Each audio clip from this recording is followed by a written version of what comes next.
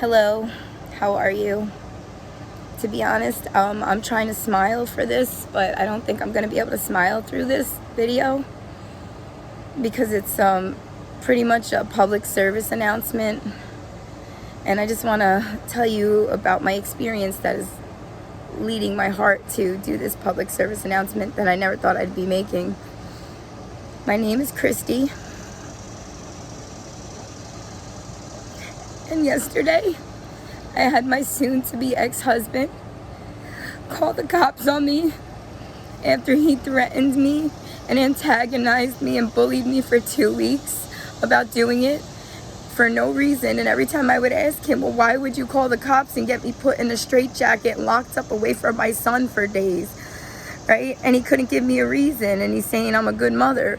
And I have all of this documented, it's recorded, and it's just absurd, like to the point where my mom had to come here last Sunday to check on me because of how upset I was about the fact that he was going to call the cops and get me put in a straitjacket and locked up to my son and lie to me.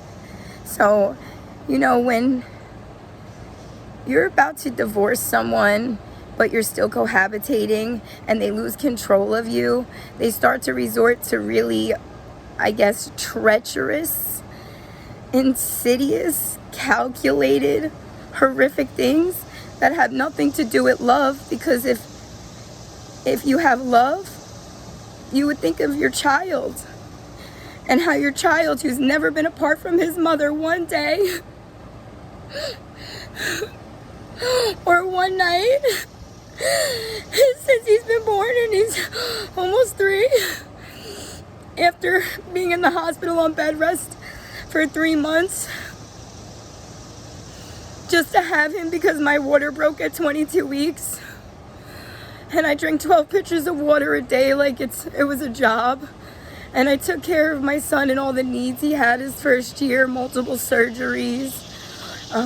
He was born a 4-pound preemie. We're best friends, literally. He's happy, he's healthy. He's known his alphabet since he's 1 with the correct corresponding sounds. Even the vowels, he knows multiple sounds. I was a first grade teacher for over a decade, and then a math and reading specialist my last few years as a teacher before he was born. So, I figured, wow, I never knew I was going to have a child. I waited till I was 37, and I really did it to please my husband, which is the ironic part in this all. And although he thought he was going to get me pregnant to trap me and keep me around so I would just keep putting up with what I put up with, when you're in love, you blind yourself to the red flags and you tell yourself he has a drinking problem, and if he gets help and if my love is strong enough, it will save him. But that's a lie, because if they loved you back, that's not love.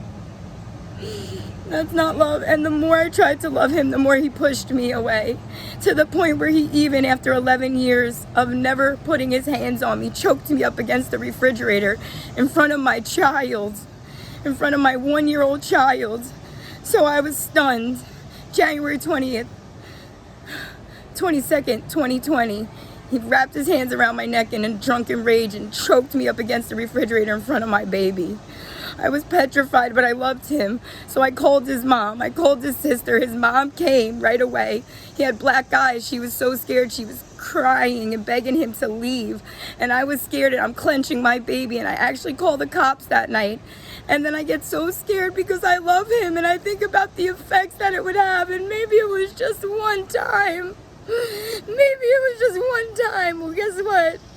It was more than one time. And then it was emotional and mental. He gaslighted me. If I didn't have a therapist teach me what the word gaslighting and breadcrumbing meant, I wouldn't even know that my own husband was doing it. And then to find out he betrayed me in other ways with 4 different women from his hospital that he works at. Listen, I could get into every red flag I ignored, but the fact that I finally decided to stand up for myself, and he took that as such an offense. How dare I stand up for myself? How dare I not just keep putting up with his abuse? Well, guess what? One person can only take so much, and being a teacher changed me. If it's one thing I learned, it's parents mess their children up. They don't understand that. And then when I had a child, I swore he's so happy, and I'm gonna foster and encourage that and protect it.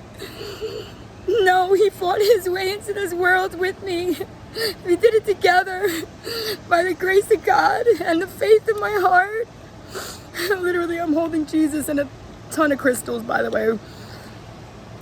Crystals are real. They're little gifts from the earth. I know, totally off topic, has nothing to do with this video. And to be honest, all these things are in my digital diary. That's where this page is. And just, it's too much. Nobody should have to go through what I went through. And this was all because last year I went through a spiritual awakening and found out who I was at a soul level. And I found out about Reiki and crystals because after getting hit by a tractor trailer, an 80,000-pound truck, and having the wrong size ceramic hip in you and never being able to finish treatment, I endured a lot of things most people would not be able to handle. And I'm proud of myself because every time I fell, I got back up and I picked up all the broken pieces and I remained whole and complete in myself because of the love I have inside of me for myself, because I deserve love. I am love. I give everyone love. Any human being on the planet who knows me will tell you that. Even this person who made all these horrific choices just because he decided to let his ego lead. Love is not separating a child who is very attached to their mother just because you want to take them to your parents' house for a birthday party. After your mother kept my child from me. When I reached out to your mother the last time my child was in her care, but because of whatever I actually feel bad for your family, because whatever lies you told them about me, when they have no idea what I've experienced, if they actually loved their grandchild or their nephew, then they would have tried to find out the truth and seen what he was going through, but they never tried to check on him. Never. I send them pictures. They don't even acknowledge it. So I don't care what anybody thinks. The thing is this, people can't treat you horrible and keep your child from you. I've never been more disrespected or disregarded as a human being, let alone as a mother, by a mother. And this is a woman I admired, loved, and respect like a friend, like a mother. For 12 years, I'm betrayed. I didn't just lose one person, a husband. I lost a whole family because all they did was bully me and spread lies about me that people actually in their own extended family told me. It's ridiculous the things I've endured, and nobody should have to go through any of this. So this is a public service announcement for any human being who has ever been through any type of abuse. Say something.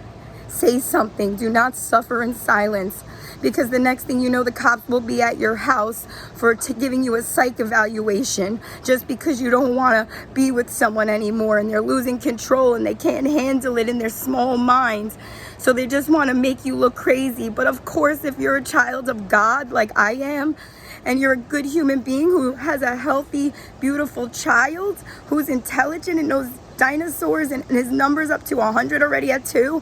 I truly worked on that with first graders that struggled.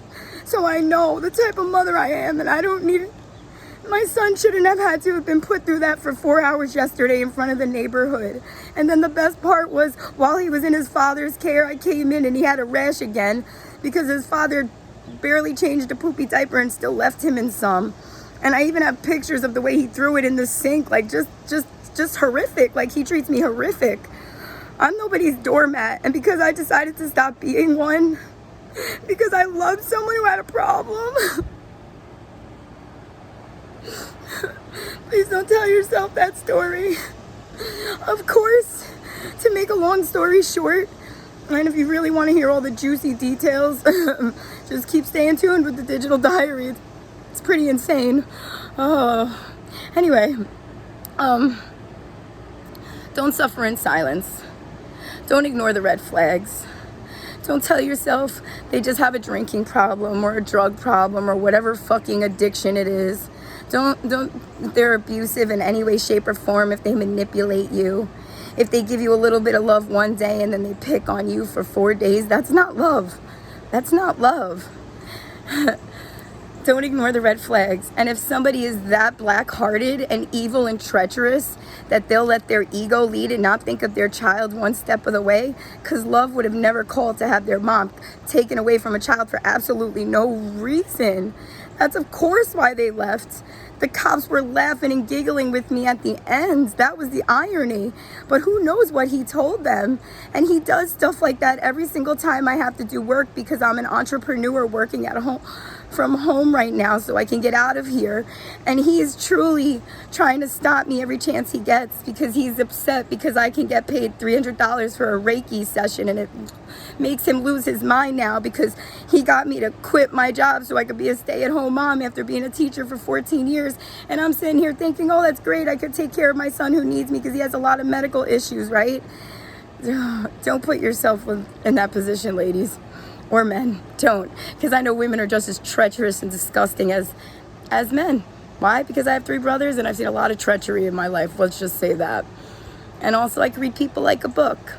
And I just want everybody to know that the ego-led choices that you make now will 100% be your biggest regret in your future.